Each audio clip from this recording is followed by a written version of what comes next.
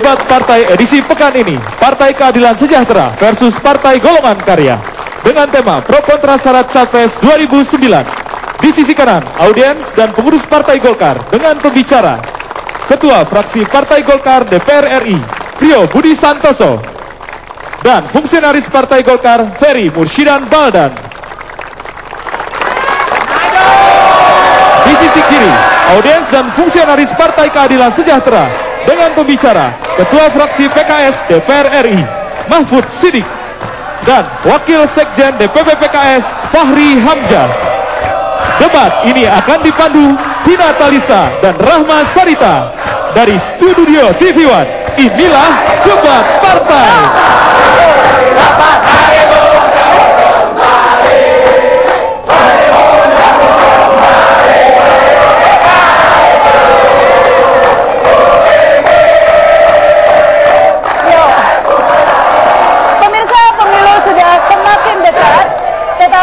Partai Golkar adalah partai besar, partai pemenang pemilu 2004 yang hingga kini belum mempunyai calon presidennya sendiri. Masa kalah dengan partai lainnya? PDIP misalnya sudah melakukan banyak manuver. Ya, tetapi dengan belum melakukan manuver, justru ini menunjukkan pilihan cerdas Partai Golkar sebagai partai yang berpengalaman. Karena buat apa bermanuver sekarang? Padahal kita tahu, untuk Pilpres segala sesuatu ditentukan oleh hasil pemilu legislatif. Sehingga koalisi baru layak dilakukan setelah pemilu legislatif, dan itu adalah pilihan Partai Golkar. Ya, pilihan cerdas.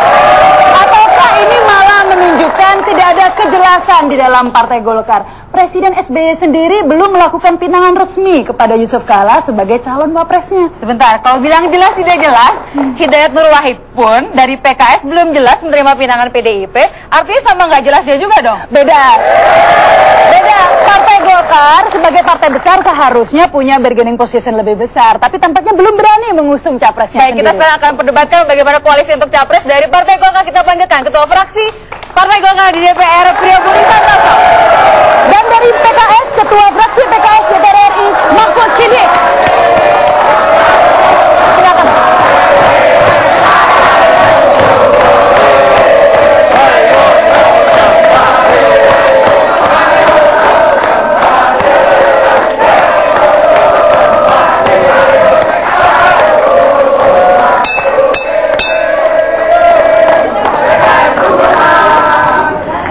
Pak Prio, ini sudah 2 bulan ya menjelang pemilu legislatif, tapi kenapa Partai Golkar sebagai partai besar belum berani mengusung capresnya sendiri, sementara Sri Sultan yang disebut-sebut atau digadang-gadang oleh Golkar tampaknya sekarang lebih merapat ke PDIP, sementara mekanisme konvensi juga dihapuskan. Ini tidak jelas kan semakin? Kami punya pertimbangan tersendiri untuk itu. Golkar itu terlalu banyak kader-kader yang hebat. Sri Sultan termasuk kader papan atas, tapi yang paling kami unggulkan sudah tentu adalah Pak Yusuf Kala. Tapi sederet nama lain kan ada, mulai dari Pak Akbar Tanjung, Pak Surya Paloh, Pak Agung Laksono, dan sederet nama yang kemudian yang mudah-mudah mungkin Prio Budi Santoso. Kalau memang sejarah memanggil, kenapa tidak? Tetapi biarkanlah Golkar menghormati mekanisme yang ada. Kami konsentrasi untuk memenangkan pemilu legislatif sendiri. Nanti setelah itu baru kemudian kami bikin kejutan siapa yang kami umumkan untuk diusung di Golkar. Iya, tapi yang justru bingung adalah saya juga ke PKS nih. PKS sudah ada Hidayat Nur Wahid yang kemudian pertemuan beberapa kali ya Pak ya dengan PDIP, meskipun menyatakan bahwa tidak akan menentukan sebelum pemilu legislatif. Tetapi apa nggak kepedean begitu kalau nanti PKS bercita-cita 20% kemudian mengajukan capres sendiri? Jadi PKS itu punya komitmen siap mengajukan capres-cawapresnya. Dan itu akan kita tentukan nanti setelah pemilu legislatif. Kenapa? Karena PKS sadar di pemilu 2004 ini PKS itu cuma nomor sekian, jauh di bawah Golkar yang merupakan pemenang nomor 1 pemilu tahun 2004. Nah justru itu saya punya tanda tanya besar, Mbak.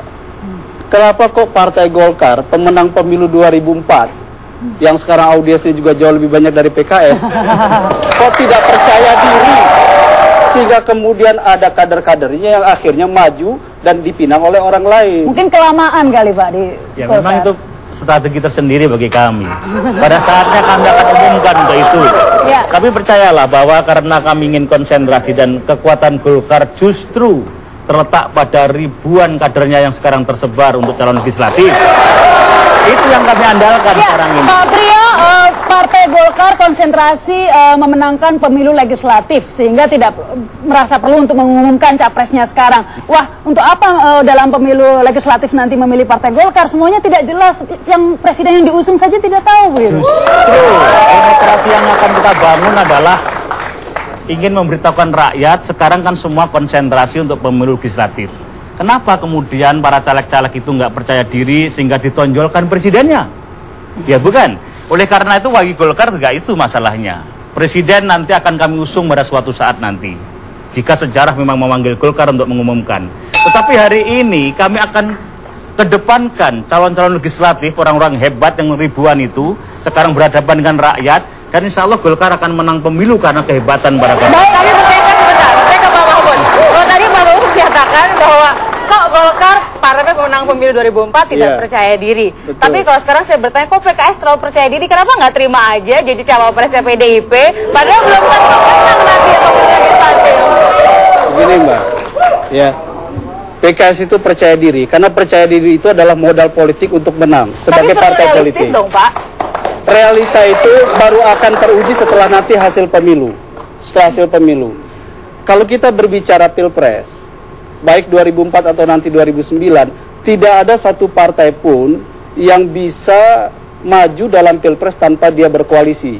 Nah, persoalannya 2004 pemerintahan yang terbentuk ini menjadi ruwet ketika Partai Golkar sebagai pemenang nomor 1 itu ada di posisi nomor 2 dalam pemerintahan. Nah, sekarang inilah kita ingin mau tahu, berani nggak, percaya diri nggak Golkar yang katanya akan mencapai target suara sangat besar, maju sebagai capres, biar kita ini jelas gitu.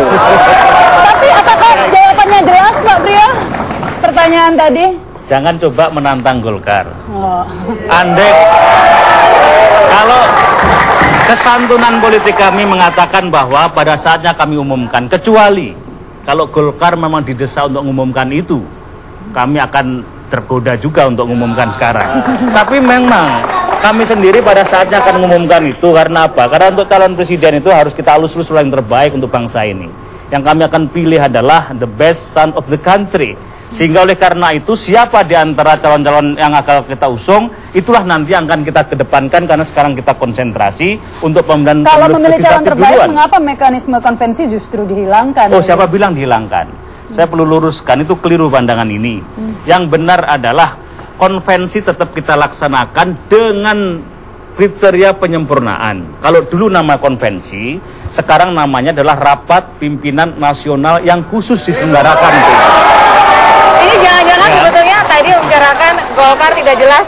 Jangan-jangan sebetulnya ini PKS ingin diajak koalisi oleh Golkar begitu? Bukan. Justru saya ingin mengatakan begini Mbak ya. PDIP yang suaranya jauh di bawah Golkar sudah percaya diri mengatakan kami punya capres yaitu Megawati. Dan sekarang mencari wapresnya. Betul. Dan Demokrat yang suaranya jauh di bawah Golkar, lebih jauh lagi, juga sudah siap punya capresnya. Yang ini saya katakan, kalau Golkar masih tidak jelas, maka PKS akan mengatakan Golkar kami punya capres, maukah Anda menjadi cawapres? Artinya sebentar, ini menarik. PKS artinya menawarkan apa? Koalisi poros tengah itu? Ya artinya begini, kan kami juga belajar, ternyata Golkar di 2004, walaupun suaranya jauh lebih besar, ternyata bersedia menjadi cawapres dari capres yang partainya suaranya lebih kecil. Nah barangkali 2009 mau jadi cawapresnya kami. Mungkin itu bisa dipertimbangkan, Pak Priyo.